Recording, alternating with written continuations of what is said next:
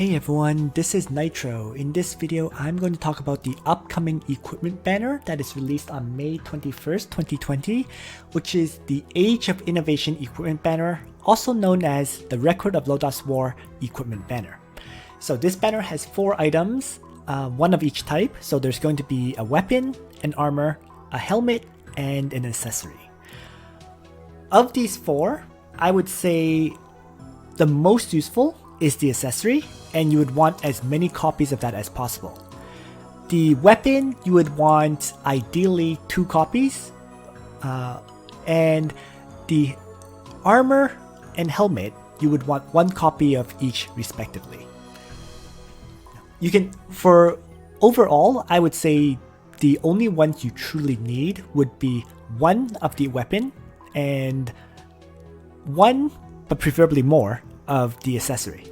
The helmet and armor can really ultimately be skipped, but they're definitely nice to haves. So with that mentioned, the next thing is to talk about whether it's worth summoning on. Realistically, okay, this is a banner really more for PvP players than anyone else. If you just do PvE content, you don't need any of this. These items did not exist when I was clearing all the PvE content in the game up until now, and I did just fine. So you truly don't need them to do PvE content. This is very much a banner for PvP players only. If you do PvP though, it is well worth summoning on, but keep in mind that in 2 weeks we're going to have the Ares and Maiya banner, and Ares is considered a must-get hero. Generally considered to be anyways. So in that sense, if you think you have to save up for the Ares and Maiya banner instead, you might have to consider doing that instead of drawing on this banner. So with the warnings out of the way, let's get into the nitty-gritty of the equipment and cover them one by one. The first and arguably most useful item is naturally the accessory, and the accessory for this banner is the Twilight Star. As an accessory, it's equippable by everyone, and what it does is it increases attack and int by 75. In addition to that, attack and int both get a plus 5% increase. So this plus 5% is a bit lower than the maximum you can get, because other accessories give, let's say, 8% attack or 8% int, but 5% is still solid. You're giving up 3% int, which is not, or attack, which is not too bad, because of the special effect. The special effect is that before attacking, you deal fixed damage equals to 1 times of the unit's lowest stat of either attack or int. And if the enemy is using mixed troops, the fixed damage cannot be immunized against. So, who is this accessory meant for? Well, first of all, any character that uses both int and attack will get the most benefit out of this, right? So that would be, let's say, Sonya, Akaya, and Geralt and Layla. Of those 3, I would say Sonya is the only one that is truly PvP oriented. It's possible Akaya could be PvP oriented as well. She's a character I'm really not sure about, because in order to use Akaya in PvP, you have to have one at 6 stars, right? So that she can summon a wolf every other turn. The number of players who have a 6-star Akaya is... I actually only know 1 person. So, and I've just never seen her used in PvP in general, so I have no real comments about Akaya, but for sure, Sonya can use the Twilight Star. Other than Sonya though, other characters who can use the Twilight Star is pretty much practically all DPS characters. Like, for example, any character that will attack flyers, you'll want a Twilight Star because you can break last rites with it before combat begins. Similarly, anyone who attacks characters who use mixed forces, right? You can do fixed damage to them before combat. So characters with mixed forces include, let's say, the most common one would be Demon Lestel with flyer soldiers, like gargoyles or vampire bats, right? Since Demon Lestel generally has last rites, the Twilight Star breaks the last rites and allows you to do full damage to her. Other than Demon Lestel, another example of a character that can be attacked would be, let's say, the Mage Liana with Shrine Maidens, because that way you can do fixed damage beforehand, and once again, the Shrine Maiden special effect is broken. A third example of a character that can potentially be broken would be, let's say, Cavalry Landius running Treant Gardens, right? The Treants provide stat increase with 100% hit points, but once again, the Twilight Star can break that. You know, you more commonly see, you know, let's say a Cavalry Landius with Royal Cavalry, in which case, you know, Twilight Star won't do anything. But nonetheless, you know, these are just some examples of Twilight Star being guaranteed to do fixed damage before combat begins. So the other thing I should mention about this is that, so the most common users of this would be most likely, let's say, Zerda and Omega, who are assassins. The reason that they're the most common as well is because, frankly speaking, both Zerda and Omega have almost no survivability. What that means is my Zerda and my Omega have run, let's say, Overlord's Badge or Slayer's Emblem or Judge's Talisman, which increases their defense or hit points, right? They also have very, very good enchants on their gear. Despite all of that, Zerda and Omega are almost always one-shotted. So since they have basically no survivability, they can't avoid getting one-shotted, running an accessory like Twilight Star on them, you know, to replace the Overlord's Badge or Judge's Talisman or Slayer's Emblem is not necessarily an issue at all, you know. For other DPS, they may want that additional hit points or that additional defense, you know. But in the case of Zerda and Omega, since they have no survivability, running this is perfectly okay. Next up will be the weapon for the banner, which is an axe called Scarlet Reaper. So, because it's an axe, this weapon is equipable by flyers, lancers, and aquatic units. The stat boost it offers is 364 hit points with 118 attack, and the effects of it are attack is increased by 10%, and the special effect is before actively dealing damage, if the enemy's hit points is less than 100%, damage is increased by 5%, and after actively dealing damage, you deal fixed damage equals to 0.5 times attack. The thing about this weapon is that it works with AoE strikes. So as long as you hit the enemy with AoE, you can do fixed damage to those targets, right? So the two effects are both pretty useful, right? And the primary users of this Scarlet Reaper would be Ares and Angelina, right? In the case of Ares, it's because he had double AoE, right? If he uses his 3C and then uses Wind Whisper, right? His 3C causes a second AoE to occur after the Wind Whisper AoE. So that second AoE would do 5% increased damage, and both strikes would have a chance of dealing fixed damage to the enemy, at least from my understanding.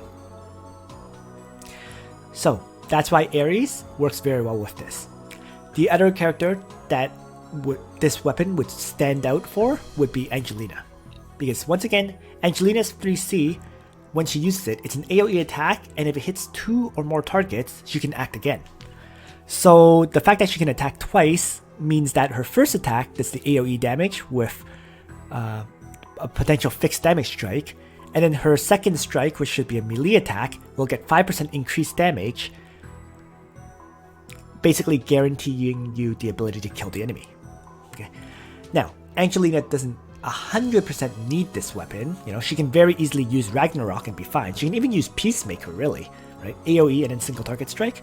So it's not like Angelina truly needs this Scarlet Reaper 100%, but it works for her, you know. And you can think of like almost any other flyers could really use this too, because once again, the fixed damage effect works with AoE attacks.